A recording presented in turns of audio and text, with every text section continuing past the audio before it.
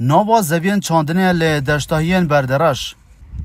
اف کرکاره مجولی لوکرنا بر همه خیاری نه چند روزه که خیار خمالی دبره گهشتی و بهای وی بدل جوتیارا نو نوکه او دلخوش رو نخوازن بر همین وان زیدتر ارزان ببن به خودی زور مصرفی لی چیتن امن باری کرده بون الان لی ضرر بون الان میکردین تعویضا باری دخونا دنه با خواهی ده حالم حسانات نگه کو ایجوانه ویل سوچی والله خرپ عرقا نفره و ماندی بونا فلاح هولی تیتن جیری خواهی والله لبو ملیر هفست آبکه و هفست و پینزی نیت خواری خیره چی ده بیه که حتی خواری نای هبی روزت اول چند بونو کب چند والله به هزار آینه دان کم چین به هزار دان به 900 تا جوتیار کت و زحمت گازور به کار چاندنه بد بن داخواست دکن حکومت و وزارت چاندنه هاریوان بکت و بیتوین چاندنه بوان دابین بکت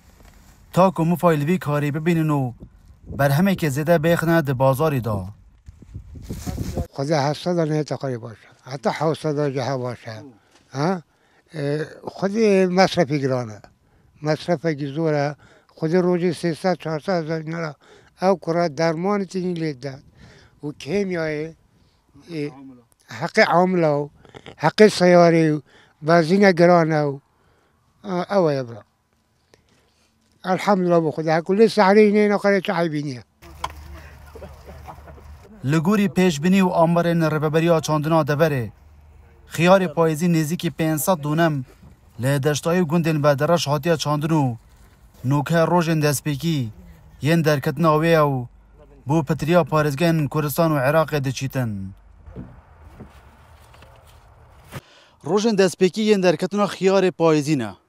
جوتیارن دبره دخواست دکن که اف نرخه هایی گرانکاری بسردانه هت تا که او ضررمند نبن چونکی پیتوین چاندن نوکه دا بارگرانه که زده اختصار مل جوتیاران و اگر خیاری وان ارزان ببیتن او ده توشی زیانان بن دلبرین غازی کرسات نیوز